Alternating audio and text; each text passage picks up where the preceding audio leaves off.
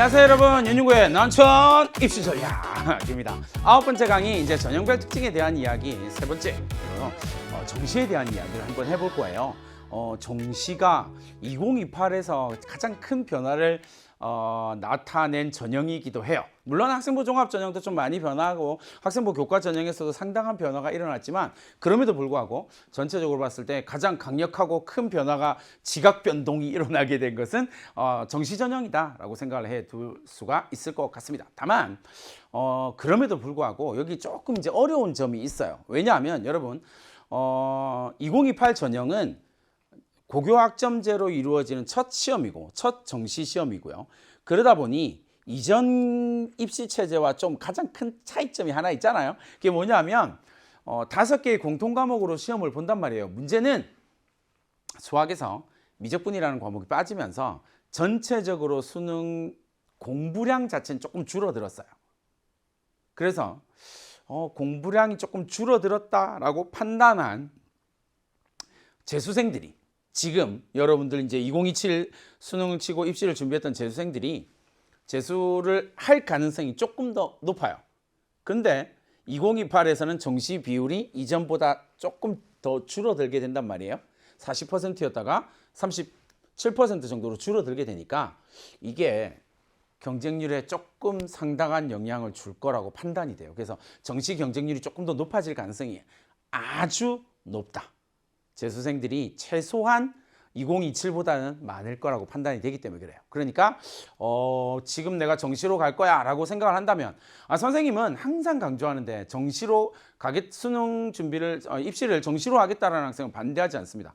괜찮아요. 근데 다만 그 공부량을 따라가는 게 중요하다라고 항상 강조하거든요. 그러니까 여러분들이 2028 나 정시로 갈 거야 라고 생각하면 1번 경쟁률이 좀 많이 높아질 거예요. 그러니까 그걸 준비하기 위해서 내가 수능 공부를 지금보다 훨씬 많이 해야 된다. 제발 강조드립니다. 정시를 준비하겠다라고 하는 학생들을 보면 정말 공부량이 너무너무 적어서 내가 선생님 진짜 너무 속상하거든요. 그러니까 꼭 기억하세요. 정시로 가는 거 얼마든지 좋아요. 그러나 공부량이 따라와야만 정시로 갈 수 있다 라는 걸 다시 한번 강조드립니다. 서울에 있는 13개 대학 쭉 정리를 해보면 18,000명 정도를 모집합니다. 전체 선발 인원 49,000명 중에서 18,000명 정도를 선발하게 되니까 37%의 경쟁률을 보입니다. 37%의 비중입니다. 상당히 높은 비중이죠. 학생부 종합전형보다 조금 많고요. 실제로는 서울에 있는 주요 대학에서 최대 전형입니다. 그러니까 4개의 전형 가운데에서 가장 대표적인 전형은 학생부 교과 전형, 학생부 종합 전형, 논술, 정시, 요 4개가 실기 전형을 제외하면 요 4개가 일반적인 학생들이 가는 전형이다라고 놓고 보면, 그 중에서 정시가 서울에 있는 주요 대학에서는 가장 큰 전형입니다. 그럼 지역 거점 공립대에서 지역에서 가장 큰 전형은 학생부 교과 전형이죠.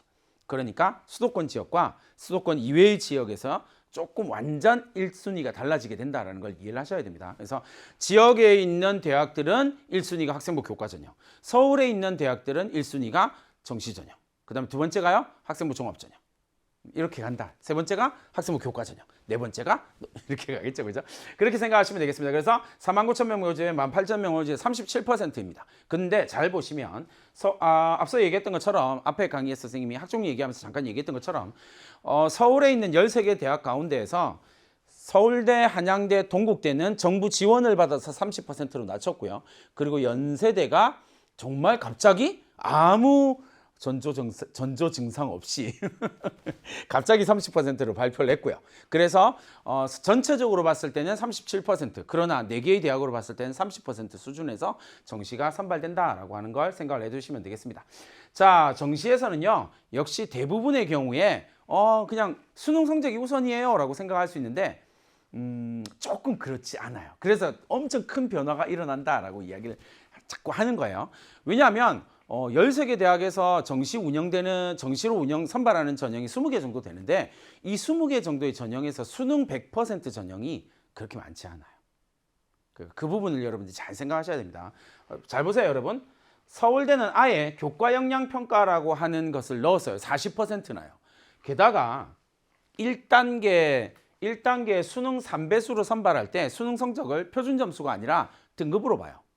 그러니까 등급으로 3배수를 선발하고 2단계에서 이제 100분의 1 적용하긴 하지만 어쨌든 그렇게 선발하고 교과 역량 평가가 40%로 늘어났으니까 이제 어떻게 되냐면 수능 성적이 좋아도 교과 역량 평가에서 뒤집어질 수 있다라는 이야기예요. 이게 지금도 서울대는 사실 이거 하고 있거든요. 교과 평가라고 하는 걸 하고 있어요. 정성 평가로. 정량 평가 아닙니다. 정성 평가예요. 그래서 이 정성 평가를 할 때 교과 평가를 할 때 서울대가 지금 2027까지도 교과 평가를 할 때 제일 중요하게 생각하는 포인트 중에 하나가 뭐냐면 학업 성취도의 우수성이에요. 그러니까 다른 말로 하면 학업 성취도가 진짜 우수한지를 보겠다는 거예요. 쉬운 과목을 선택해서 내신 성적을 잘 받은 건지 아니면 어려운 과목을 선택해서 조금 낮은 내신을 받은 건지를 분석하겠다라는 거예요. 고교학점제에서는 이게 진짜 중요한 이슈거든요. 대학에서는 쉬운 과목을 선택해서 좋은 내신을 받은 학생과 어려운 과목을 선택해서 조금 덜 좋은 내신을 받은 아이들을 비교하는 거예요. 누구한테 더 유리하도록 어려운 과목을 선택한 학생들에게 조금 더 유리하도록, 정확하게는 유리하도록이 아니라 불리함이 없도록 만들기 위해서요. 그래서 좀 더 어려운 과목을 선택할 수 있도록 만들기 위해서 장치를 자꾸 만들어내는 거거든요. 그런 부분들을 여러분 생각하시면 돼요.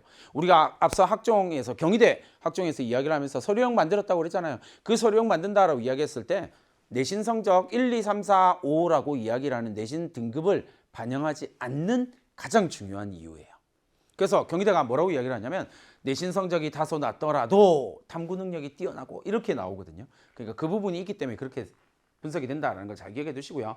서류 반영합니다. 연세대 수능 900점에 학생부 학종 서류평가 10점 반영해서 고대는 수능 일반형은 수능 100%예요. 그리고 수능 교과 우수는 교과 성적 20%를 정량적으로 반영하겠다라는 이야기고요. 그 다음에 성균관대 수능 100 넘어갑니다. 쭉 이렇게 간다라는 거예요. 그러니까 전체적으로 봤을 때는 이렇게 정리를 할 수 있습니다. 13개 대학에서 20개의 정시 전형을 운영하게 되는데 서류 반영 대학이 7개 대학이에요. 7개 대학이 7개 전형이 서류를 반영합니다. 정성적인 평가로 서류를 반영합니다. 뭐 반영한다고요? 학생부요. 서류라고 해봐야 대학에 넣는 서류인지 학생부밖에 없거든요. 그러니까 서류평가, 학생부를 평가하겠다는 거예요. 그중에서 뭐만 본다고요? 대체로 모든 대학이 다른 건 아닌데 대체로 교과 학습 발달 상황을 중심으로 본다라고 하는 거예요. 그러니까 교과 학습 발달 상황에서 제일 많이 보는 게 뭐예요? 어려운 과목을 시했나? 쉬운 과목을 선택했냐? 이게 제일 중요한 고교학점제 이슈 가운데 하나거든요. 그러니까 그렇게 생각하시면 되겠습니다. 두 번째, 교과 내신 성적이에요. 내신 성적이랑 출결을 반영하는 대학이 5개 전형입니다. 그러니까 5개 전형에서는 교과와 출결을 반영합니다. 됐죠? 그 다음에 수능 100% 전형은 20개 전형 가운데에서 8개 전형입니다. 그러니까 절반이 안 돼요. 수능 성적으로 줄을 쭉 세우는 전형이 20개 전형 가운데서 8개 전형이니까 절반이 안 된다고요. 그러니까 수능 성적을 엄청 잘 받았다고 하더라도 쉽지 않은데? 라고 생각을 합니다. 근데 선생님이 장담할 수 있는 건 이건 조금씩 더 줄어들 거예요. 2029 넘어가면 좀 더 줄어들 거예요. 될 거고요. 그러니까 그런 것들이 좀 있다라는 걸 여러분 인지를 해야 돼요. 대학이 이런 평가 방향을 가겠다라고 인지 선언을 한 거잖아요. 시행계획이 발표되었고 이 시행계획은 웬만하면 큰 변화를 만들지를 못하거든요. 그러니까 이 시행계획대로 갈 거란 말이죠. 그렇다면 여러분들이 좀 고민을 해야죠. 중앙대가 사실 이번에 입시 시행계획 2028 대입 시행계획을 발표하면서 조금 문제가 있긴 했었어요. 근데 중앙대 걸 조금만 볼게요. 중앙대 걸 잘 보시면 여기 중앙대가 선생님이 이거 이제 입시 설명 들으면서 빵 터졌거든요. 왜냐하면 잘 보시면 여기에 수능 89%요. 출결 11% 반영하는 거고요. 그 다음이 뭐냐면 수능 6, 7이에요. 그리고 서류 33% 반영하는 거거든요. 근데 이전에 이게 뭐였냐면 그러니까 원래 중앙대가 발표할 때는 학종 49%였어요. 서류 49%였거든요.